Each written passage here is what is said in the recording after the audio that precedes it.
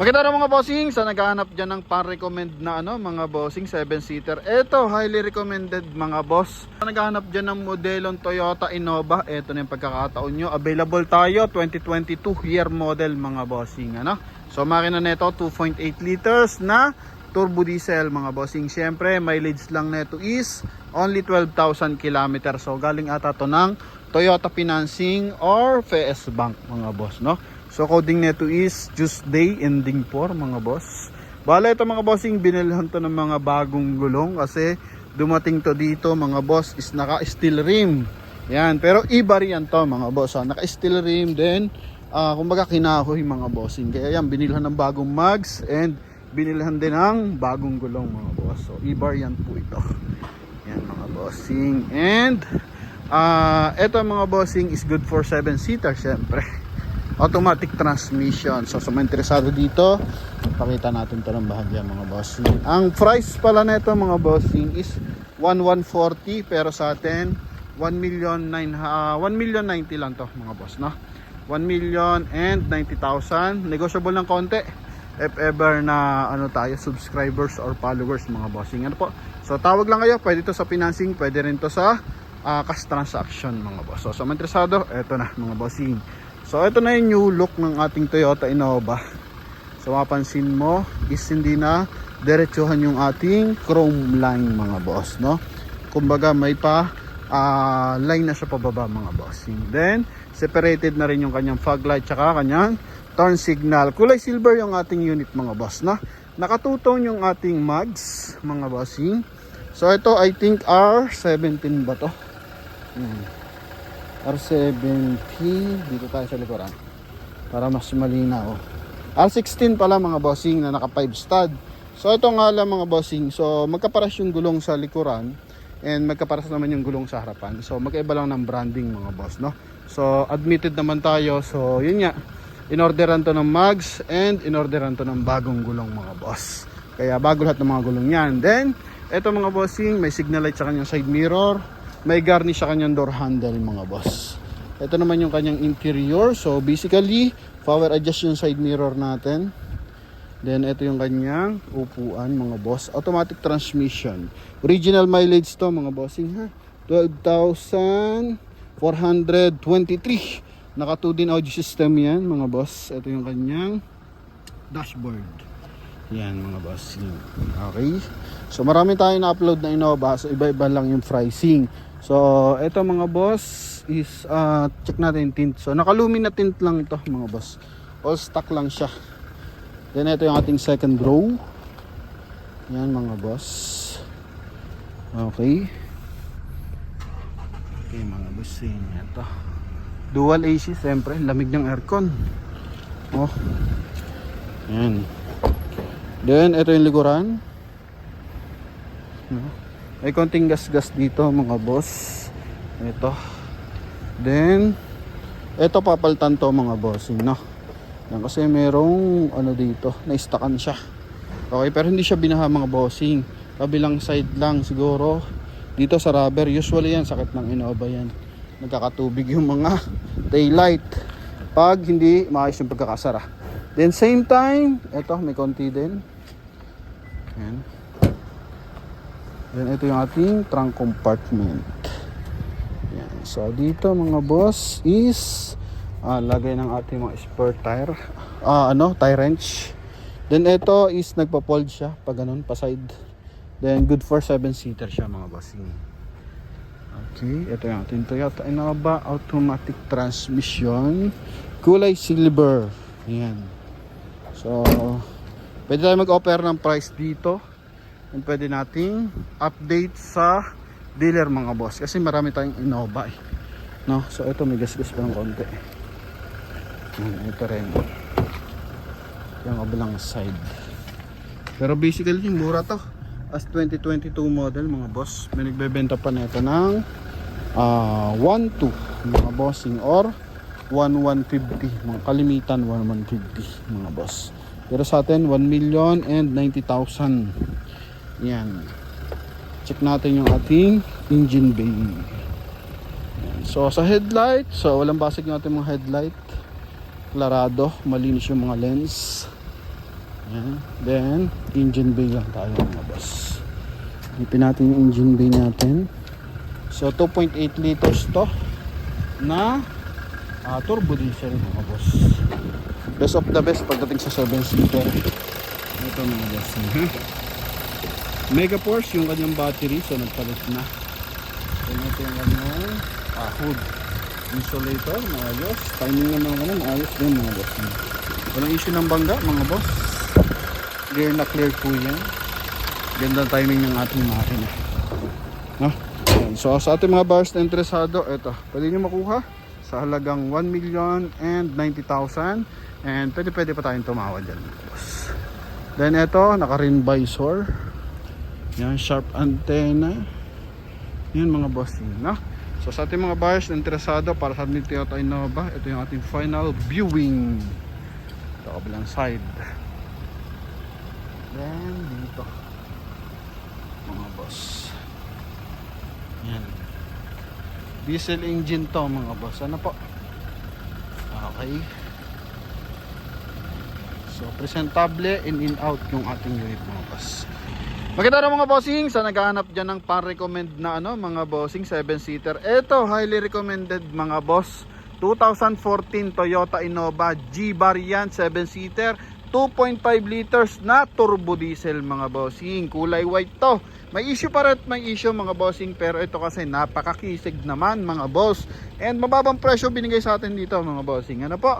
Alam naman natin pag Innova talagang mataas ang value mga boss, and talaga namang highly recommended mga bossing. Check neck natin, tinest drive, zero kalampag yan, napakakisig ng makina, manakbo, no? Talaga naman mapapalaban no kahit sa mga latest na model mga bossing. So ito mga bossing 2014 model, so 590 ang kanilang asking price mga boss. Then sa atin binibigay ito sa atin ng 550 kasama yung transfer of ownership para sa mga mahal nating subscriber and viewers. Ito mga bossing, sa interesado 7-seater to. So tara na mga boss, front area muna tayo. So coding na ito is Friday mga bossing, ending 9 sa mga lens ng headlights. Original pa yan mga boss. Okay, original yan mga bossing. And kita naman natin sa plaka, walang kayupi-yupi. May mga konting retouches ito.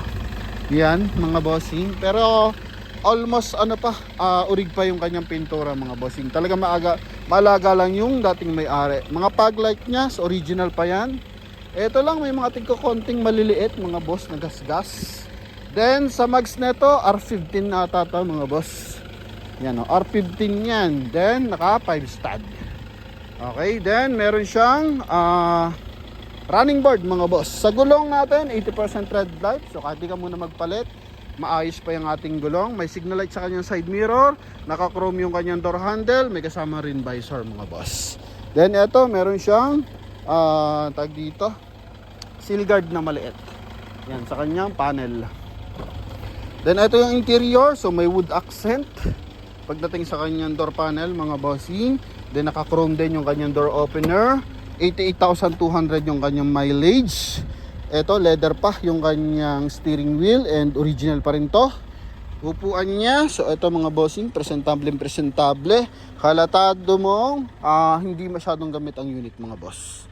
Okay, then dito sa kanyang 1 din audio system lang to, naka-automatic climate control, may wood accent din pati sa kabilang side. Yan mga boss, may lagayan dito ng ito may RFID pala siya. Then lagayan to ng mga bossing, eyeglasses, may sun visor mga boss with mirror. Yan, so malinis yung mga ceiling niyan mga boss. Ayos to mga bossing, no? Kung ako lang pipili, ayos pa rin to mga boss.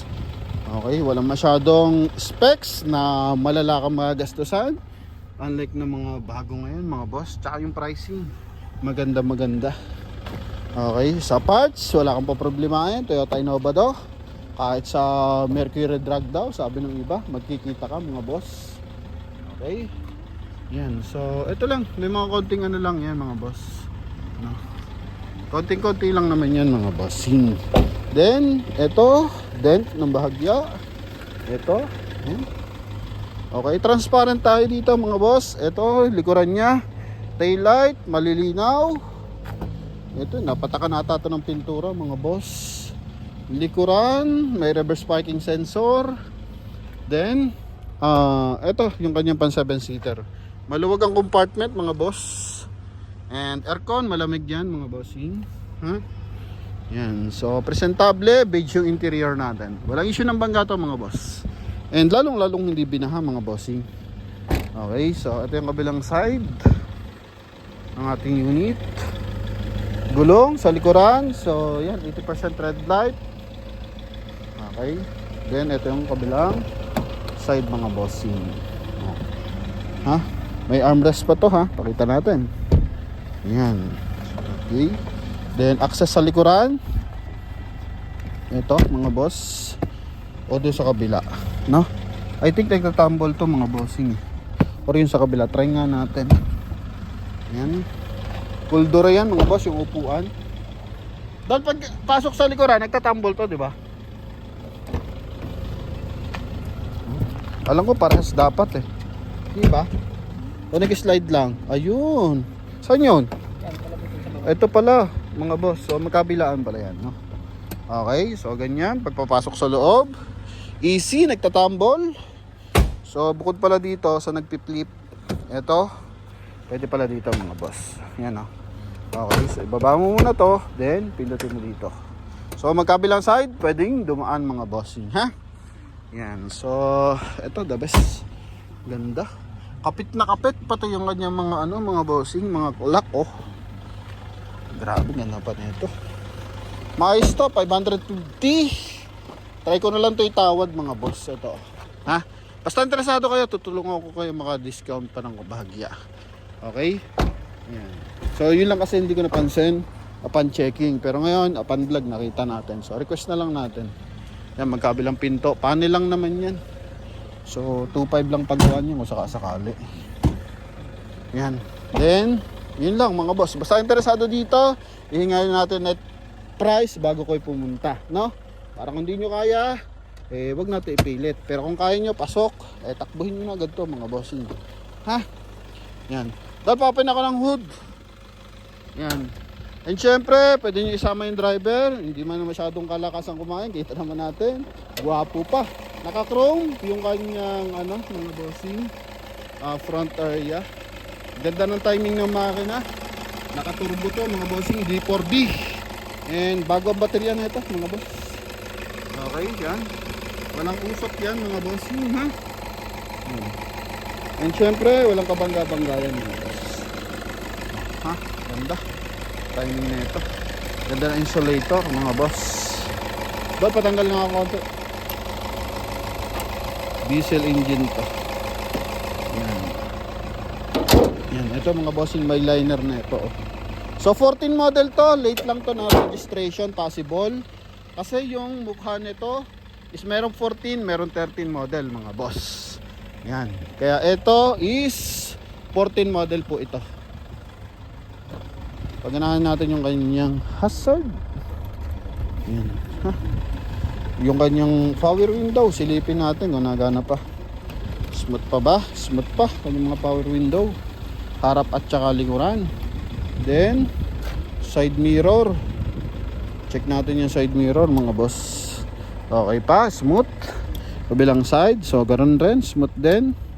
And busina, maayos, orig pa rin yung busina natin. And susi natin, may remote pa mga boss, na. Yan, ganda ng kanyang dashboard, tsaka interior, presentable, in out. Mga bossing. Sa mga gusto magdala ng mekaniko, pwede pa rin mga boss. Walang problema yan. So yun lamang mga bossing. So check na natin yung bintana. Okay, goods. Baka kasi sa central lock na lang gumagana mga boss So double check natin. Okay, gumagana naman lahat. And smooth lahat mga bossing. Ito pa. Okay, goods, klarado. Speaker pa ditong maliit. Subwoofer kung tawagan mga boss. So ito yung kanyang front area, nakailaw, nagana mga fog light, syempre pati hazard mga boss. Ikutan na rin natin sa likuran mga boss, Pagdating sa aircon, panalo tong Innova kasi harap at likod talaga nagtutulo sa tubig yan mga bossing, no? So yun lamang mga bossing, sa mga interesado tawag lang agad sa ating contact number na nasa screen. Connected lagi yan sa Viber and WhatsApp, also sa GCash sa mga gusto mag-reserve. So pwede ito mga boss. Yun lamang mga bossing, thank you very much, God bless.